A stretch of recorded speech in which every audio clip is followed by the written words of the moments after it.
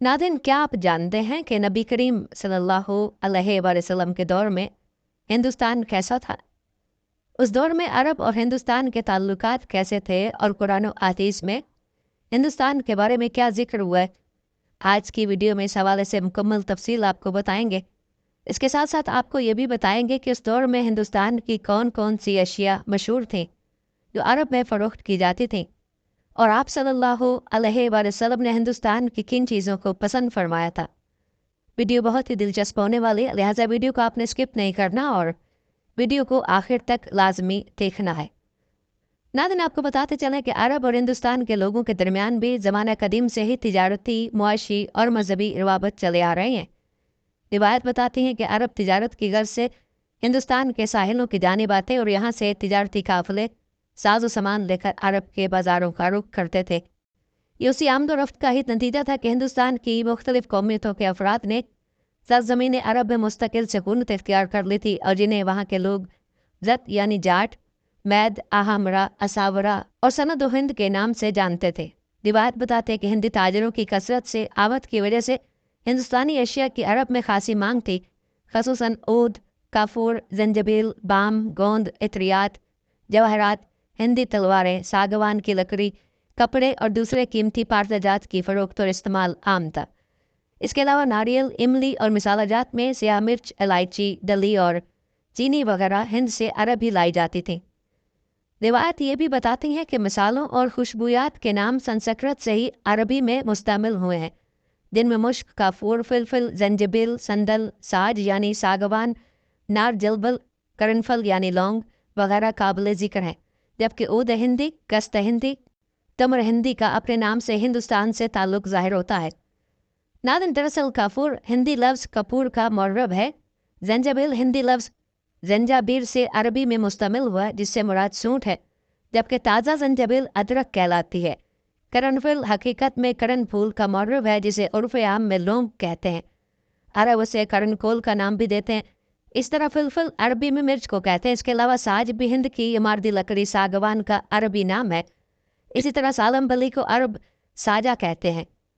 नाज़रीन, आपको बताते चलें कि बलाज़दी ने अंसाबुल अशराफ में रिवायत की है कि रसूल अकरम सल्लल्लाहु अलैहि वसल्लम मदीना मुनव्वरा में जिस चारपाई पर आराम फरमाते थे, उसके पाए सागवान की लकड़ी से बनाए गए थे और उसे हज़रत असद बिन ज़रारा ने खिदमत नबी सल्लल्लाहु अलैहि वसल्लम में पेश किया था।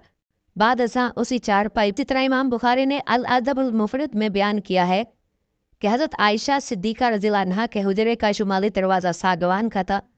इस तरह सन 30 हिजरी में जब हज़रत उस्मान रज़ियल्लाहु तआला अन्हु ने मस्जिद नबवी की तामीर व तोसी की तो उसकी छत में हिंदुस्तान की सागवान की लकड़ी का इस्तेमाल किया। रिवायत बताती हैं कि ऊँट की खुशबू से अरब अपनी महफिलों की रौनक को दोबारा करते थे। सबसे पहले हज़रत उमर फ़ारूक रज़ियल्लाहु तआला अन्हु ने ऊँट से मस्जिद नबवी को मुअत्तर किया।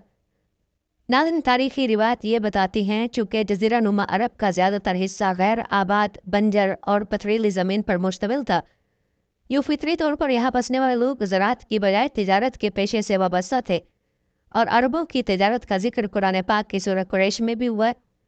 ये जिक्र दरअसल नबी करीम सल्लल्लाहु अलैहि वसल्लम के अबाउ अजदाद के दौर की तिजारत का है।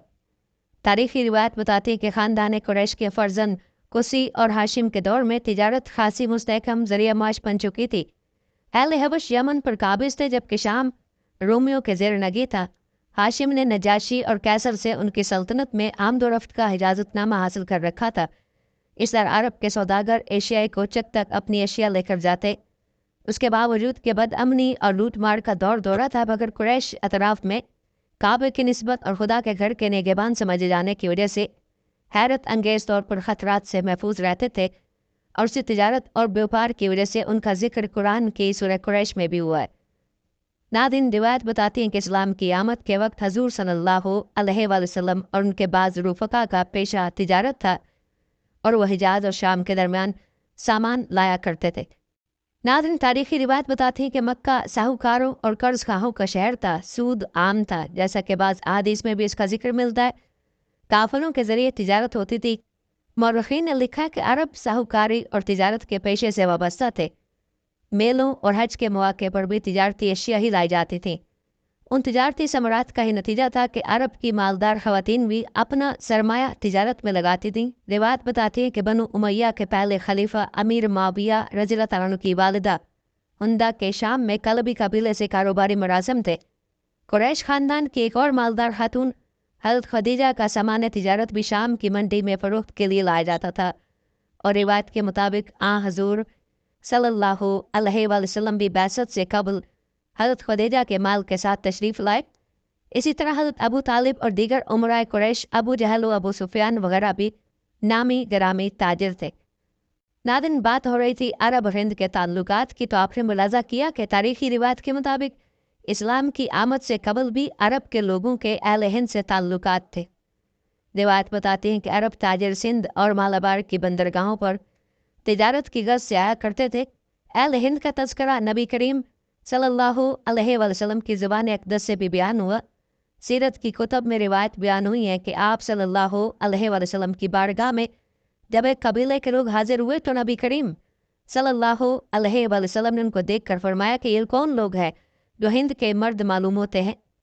नादिन आपको बताते चलें कि हिंद के एक साहिल इलाका मालाबार के बादशाह चक्रवर्ती फरमास के बारे में मशहूर है कि जब उन्होंने शकुल कमर का मौजज़ा देखा तो अपने बेटे को जिम्मेदारी सौंप कर खुद नबी करीम सल्लल्लाहु अलैहि वसल्लम की बारगाह अक़दस में हाजिर हुए और आप सल्लल्लाहु अलैहि वसल्लम के दस्ते मुबारक पर इस्लाम कबूल किया। इमाम हाकिम ने अल मुस्तदरक में हिंदुस्तान के एक बादशाह से मुतल्लिक एक रिवायत भी नकल की है। उसने नबी करीम सल्लल्लाहु अलैहि वसल्लम की खिदमत आलिया में एक हदिया पेश किया, जैसा कि हज़रत अबू सईद खदरी रज़ियल्लाहु ताला अन्हु से मरवी है कि आप सल्लल्लाहु अलैहि वसल्लम ने फरमाया कि हिंदुस्तान के बादशाह ने रसूल अल्लाह सल्लल्लाहु अलैहि वसल्लम की तरफ एक बर्तन तोहफे में भेजा, उसमें अदरक थी। नबी करीम सल्लल्लाहु अलैहि वसल्लम ने उसको अपने असहाब रज़ियल्लाहु अन्हुम को टुकड़े टुकड़े करके खिलाया और मुझे भी उसमें से हिस्सा दिया। नाज़रीन, नामवर आलमी मुहक्किक डॉक्टर मोहम्मद हमीदुल्लाह इस वाक़े के हवाले से लिखते हैं कि उस बादशाह ने हज़रत मोहम्मद मुस्तफ़ा सल्लल्लाहु अलैहि वसल्लम के हाथों पर इस्लाम कबूल किया और फिर आप सल्लल्लाहु अलैहि वसल्लम के हुक्म पर वापस हिंदुस्तान रवाना हो गया। रास्ते में यमन की बंदरगाह ज़फ़ार में उसका इंतकाल हुआ। यहाँ आज भी उस हिंदुस्तानी बादशाह के मज़ार पर लोग फातह के लिए आते हैं। इसके अलावा 18वीं सदी के सिलसिला चिश्तिया के बुज़ुर्ग और अजीम मौर्रिख़ ग़ुलाम अली हुसैन आज़ाद बलगरामी ने हिंदुस्तान के हवाले से 2 कुतब तहरीर फरमाई हैं। उन्होंने अपनी किताब ज़ुबहतुल मरजान फ़ी आसार हिंदुस्तान में कई सफ़हात पर मुश्तमिल सरज़मीन पाक व हिंद का तज़किरा किया है। उसमें यहाँ तक लिखा है कि हज़रत आदम अलैहिस्सलाम सबसे पहले हिंदुस्तान में उतरे, उन पर वही का आगाज़ भी यहीं से ही हुआ। इससे ये बात ज़ाहिर होती है कि यही वो मुल्क है जहाँ खुदा की पहली वही नाजिल हुई। नूर मोहम्मदी सल्लल्लाहु अलैहि वसल्लम हज़रत आदम की पेशानी में अमानत था। इस तरह मोहम्मद रसूलुल्लाह सल्लल्लाहु अलैहि वसल्लम का इब्तिदाई ज़हूर उसी सरज़मीन पर हुआ। इसीलिए आप सल्लल्लाहु अलैहि वसल्लम ने फरमाया कि मुझे हिंदुस्तान की तरफ से रब्बानी खुशबू आती है। नाज़रीन, याद रहे कि सही अहादीस में हजूर सल्लल्लाहु अलैहि वसल्लम ने ग़ज़वातुल हिंद की बिशारत भी इरशाद फरमाई है। इस्लामी इस्तिलाह में ग़ज़वात साबिता या वाक़या से मुराद वो जंगें होती हैं जो रसूल अकरम सल्लल्लाहु अलैहि वसल्लम की ज़िंदगी में वक़ू पज़ीर हुई। बलिहाज़ ज़माना उनकी दूसरी किस्म ग़ज़वात मऊदा है। ये उन ग़ज़वात को कहा जाता है जो रसूल अल्लाह सल्लल्लाहु अलैहि वसल्लम की ज़िंदगी मुबारक में वक़ू तो नहीं हुए, लेकिन आप सल्लल्लाहु अलैहि वसल्लम ने उनकी पेशन गोई फरमाई है। याद रहे कि अहद नबी के दौरान सहाबा कराम सरकार दो आलम सल्लल्लाहु अलैहि वसल्लम की क़यादत में ग़ज़वात में शिरकत का बेपनाह शौक़ और जज्बा रखते थे। ऐसा शौक़ सच्चे ईमान का तकाज़ा और हकीकी हुब्बे रसूल सल्लल्लाहु अलैहि वसल्लम की अलामत थी। लेकिन नबी अकरम सल्लल्लाहु अलैहि वसल्लम के मुबारक ज़माने के बाद जब आप सल्लल्लाहु अलैहि वसल्लम की क़यादत में ग़ज़वात की सआदत हासिल करने का मौका बाकी ना रहा, तो सलफ़ सालिहीन ऐसे मौके की तलाश में रहते थे कि कम अज़ कम आप सल्लल्लाहु अलैहि वसल्लम की पेशन गोई वाले किसी मार्के में शिरकत की सआदत ज़रूर हासिल कर सके। नाज़रीन, आपको बताते चलें कि अहादीस शरीफा में हिंदुस्तान की फ़तह की बशारत का जिक्र बहुत ताकीद के साथ हुआ है। इसलिए सहाबा कराम रिज़वानुल्लाह अलैहिम अजमाइन के दौर से ही ग़ज़वा हिंद का तज़किरा हमेशा होता रहा है। नाज़रीन, ग़ज़वा हिंद नबी करीम सल्लल्लाहु अलैहि वसल्लम की पेश गोइयों में उन गज़वात मऊदा की ज़ेल में आता है जिनकी फजीलत के मुतल्लिक नबी करीम सल्लल्लाहु अलैहि वसल्लम से मुतअद्दिद अहादीस मरवी हैं। हज़रत इमाम अहमद बिन हम्बल अलैहि रहमतुल्लाह ने ग़ज़वा हिंद के बारे में अपनी असनाद से 3 अहादीस नकल की हैं, जिनमें से 2 हज़रत अबू हुरैरा रज़ियल्लाहु तआला अन्हु और एक हज़रत सुबान रज़ियल्लाहु तआला अन्हु से मरवी है। हज़रत अबू हुरैरा रज़ियल्लाहु तआला अन्हु फरमाते हैं, रसूलुल्लाह सल्लल्लाहु अलैहि वसल्लम ने हमसे ग़ज़वा हिंद के बारे में वादा फरमाया, अगर मैं उसमें शहीद हो गया तो सबसे बेहतरीन शहीदों में से होऊंगा, और अगर मैं लौट आया तो आग से आज़ाद किया हुआ अबू हुरैरा होऊंगा। दूसरी रिवायत है कि मेरी उम्मत में से एक लश्कर को सिंध और हिंद की तरफ भेजा जाएगा, बस अगर मैंने उसको पाया और उसमें शहीद हो गया तो ठीक है, और अगर मैं लौट आया तो मैं वो अबू हुरैरा हूँ जिसको अल्लाह आग से आज़ाद फरमा देगा। नाज़रीन, आपने मुलाज़ा किया कि एक रिवायत में सिर्फ हिंद का जिक्र है, जबकि दूसरी रिवायत में हिंद और सिंध दोनों का जिक्र है। इसके अलावा तीसरी रिवायत नबी करीम सल्लल्लाहु अलैहि वसल्लम के आज़ाद करदा गुलाम हज़रत सुबान रज़ियल्लाहु तआला अन्हु से मरवी है कि आप सल्लल्लाहु अलैहि वसल्लम ने फरमाया कि मेरी उम्मत में से 2 गिरोह वो हैं जिनको अल्लाह ताला ने जहन्नुम की आग से महफूज फरमाया। एक वो गिरोह जो हिंद पर हमलावर होगा, और एक वो गिरोह जो हज़रत ईसा बिन मरियम अलैहिस्सलाम के साथ होगा। नाज़रीन, रिवायत को बहुत से मुहद्दिसीन ने अपनी कुतुब हदीस में जिक्र किया है, जिनमें इमाम बुखारी रहमुल्लाह भी शामिल हैं। नाज़रीन, अब बात करते हैं नबी करीम सल्लल्लाहु अलैहि वसल्लम के उन खतूत की और उन कासिदों की जिनको आप सल्लल्लाहु अलैहि वसल्लम ने मुख्तलिफ बादशाहों की जानिब रवाना फरमाया था। उन रिवायत में भी हिंद का तज़किरा मौजूद है। इसी तरह रिवायत ये बताती हैं कि रसूलुल्लाह सल्लल्लाहु अलैहि वसल्लम ने 5 असहाब के हाथों अहले सिंध के पास एक नामा मुबारक रवाना फरमाया। जब ये हजरात सिंध में नेरून कोट हालिया हैदराबाद में आए तो वहाँ के कुछ लोग मुसलमान हो गए। फिर उनमें से 2 सहाबा वापस चले गए और अहले सिंध ने खुलकर इस्लाम कबूल किया, और बाकी 3 हजरात ने सिंधियों को तफसील से इस्लाम के अहकाम सुनाए और यहीं इंतकाल किया, और उन सहाबा कराम की कब्रें आज तक मौजूद हैं। नादरीन, याद रहे कि फतूहात के एतबार से खिलाफत राशिदा का दौर सन 11 हिजरी से 40 हिजरी तक इस्लाम का सुनहरा दौर तस्वुर होता है, क्योंकि इस अरसे में मुसलमानों ने अफ्रीका में पेशकदमी करते हुए तराबलस तक का इलाका अपनी सल्तनत में शामिल किया, शुमाल में कफकास तक फतूहात की, और मशरिक में मावर और नहर यानी वस्ती एशिया में समरकंद, बुखारा और तुर्कस्तान तक उनके घोड़े पहुँचे, जबकि ईरान और इराक से होते हुए हिंदुकश, मकरान और सिंध के बाद इलाके भी उनके तसरुफ में आ गए, और तकरीबन सन 21 हिजरी में मकरान फतह हुआ, जिससे हिंदुस्तान ने बाकायदा रवाबत और सियासी ताल्लुकात उस्तवार हुए। नाज़रीन, रिवायत के मुताबिक अहद फारूकी में फ़ातिह मकरान हकम बिन अमरू सालबी गफ़ारी सन 23 हिजरी में सिंध और मकरान के अमीर बने, जबकि साल बिन अहदी खजरजी इंसारी उनके मुआविन थे। उस्मानी दौर 644 से 656 में उबैदुल्लाह बिन मामर तैमी खर्शी मकरान के अमीर थे, जिनके सबकदोश होने के बाद उमैर बिन साद और इब्न कंदीर कशीरी ने बिल तरतीब उन्होंने अमारत संभाली। हज़रत अली रज़ियल्लाहु तआला अन्हु के दौरे खिलाफत में हारिस बिन मर्रा अब्दी यहाँ के अमीर बने। उन्होंने मकरान से आगे बढ़ते हुए सिंध के मजीद इलाके फ़तह किए। कैकान, हालिया, कल्लात पर कब्जे के बाद कंदाबिल, बशमुल, गंडावा और दर्रा बोलान में अपना हरबी मराकज़ कायम किया। नाज़रीन, याद रहे कि पहला दारुल अमारा केजिया केज के मकाम पर बनाया गया था, जो कि मकरान का मशहूर शहर और कदीम बंदरगाह थी। यहाँ कसरत से खजूर के बागात और नखलिस्तान थे। यह खित्ता अरब व हिंद के दरमियानी बहरी राब्ते का दरवाज़ा भी तस्वुर होता था। हज़रत उस्मान के अहद का एक वाक़या बयान किया जाता है कि हज़रत अब्दुल्ला बिन आमिर की हमराही में शुमाली सरहदी सूबे पर लश्कर कशी की गई थी। इस जहाद में हज़रत इमाम हसन और हज़रत इमाम हुसैन समेत हज़रत अब्दुल्ला बिन जुबैर ने भी हिस्सा लिया था। तारीख़ इस्लाम के मुसन्निफ़ डॉक्टर हमीदुल्लाह ने भी अब्दुल्ला बिन आमिर की गज़नी और काबुल को मती बनाने के बाद हिंदुस्तान के सरहदी इलाकों की जानिब पेश कदमी की तस्दीक की है। रिवायत के मुताबिक अमीर माविया रज़ियल्लाहु तआला अन्हु के अहद में ज़ियाद बिन उमैया बसरा जब खरासान का गवर्नर मुकर्रर हुआ तो उसने अब्दुर्रहमान बिन सुमरा बिन हुबैब को काबुल फतह करने के लिए भेजा। उसका एक सिपा सालार हज़रत महलब बिन अबी सुगरा दर्रा खैबर के रास्ते सरहदी सूबे को फतह करने के बाद दंधारा पर काबिज हो गया और तहसील सवाबी में वाक़ लाहौर को अपना सूबाई दारुल हुकूमत बना दिया। महलब बिन अबी सुगरा ने पुरशोर हालिया, पिशावर, लाहौर, तहसील सवाबी, टैक्शासला, हालिया टैक्सला, मारखला यानी मारगला اور بنا حالیہ بنو کے شہروں کو فتح کر کے اپنی امارت میں شامل کیا۔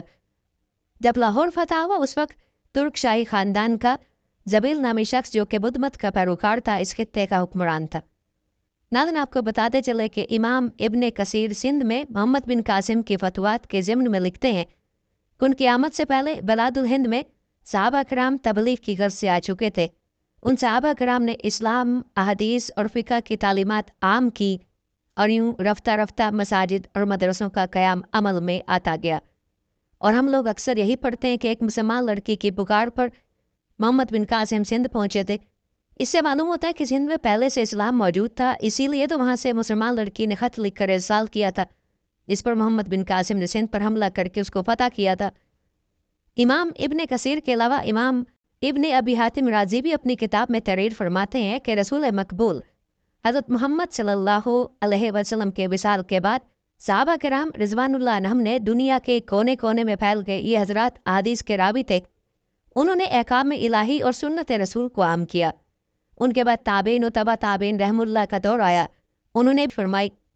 اسی طرح امام نسائی نے سنن کے باب غزوۃ الہند میں اور امام طبرانی نے معجم میں حضور صلی اللہ علیہ وسلم نے فرمایا میری امت کے دو گروہوں کو اللہ تعالیٰ نے نار جہنم سے محفوظ رکھا ہے، ایک وہ گروہ جو ہندوستان میں جہاد کرے گا اور دوسرا وہ گروہ جو حضرت عیسیٰ علیہ السلام کے ساتھ رہے گا۔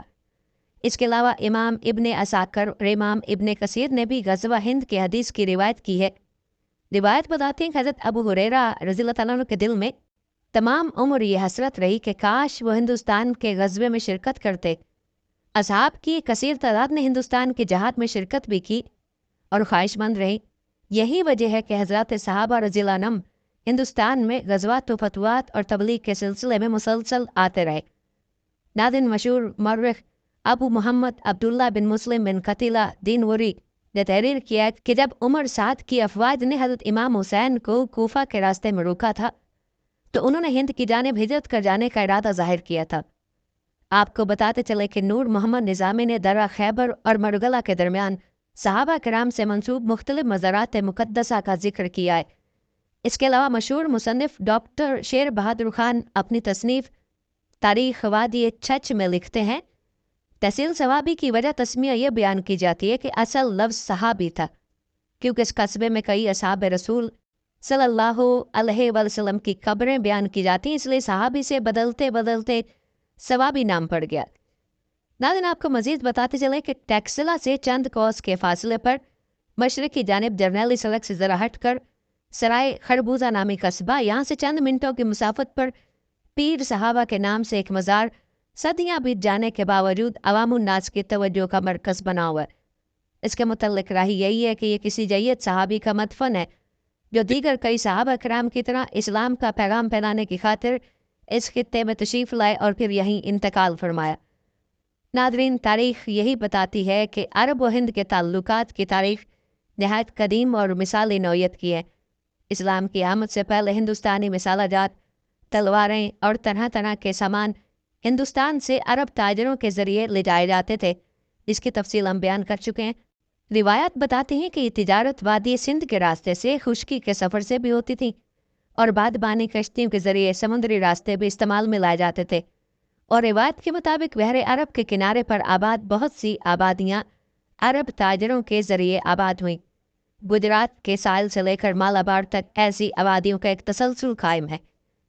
یاد رہے کہ مذہب اسلام کی آمد کے بعد بھی عرب تاجروں ہندوستان آمد کا سلسلہ برقرار رہا، البتہ اس میں تجارت کے ساتھ ساتھ حسن اخلاق، معاملے کی سچائی، دینی شعائر پر عمل پیرا ہونے کے سبب سے ہندوستان کے افق پر دین اسلام کی کرنیں بھی روشن ہونے لگیں اور جگہ جگہ مذہب اسلام کو لوگ گلے لگانے لگے، اور کچھ عرصے بعد سندھ کے علاقے کے قزاقوں کی سرکوبی کے لیے محمد بن قاسم کی سربراہی میں عرب کا ایک لشکر ہندوستان میں وارد ہوا۔ اس فوجی لشکر نے اپنی فتوحات کا سکہ صرف انسانی جسموں پر نہیں بٹھایا، بلکہ اپنے عادلانہ نظام حکومت کی وجہ سے ہندوستان کے عوام میں اس درجے مقبول ہو گئے کہ جب محمد بن قاسم کو ہندوستان سے واپس بلایا گیا تو یہاں کی عوام نے فرط عقیدت و محبت کی بنا پر اس کے اسٹیچو بنائے اور اس کے سامنے سر جھکانے لگے۔ اس کے بعد صدیوں تک ہندوستان میں افغانی، ترکی اور منگول نسل کے لوگوں کی حکومت رہی۔ اس اثنا میں بھی عرب و ہند کی تجارتی اور इल्मी ताल्लुकात बराबर उस्तवार रहे।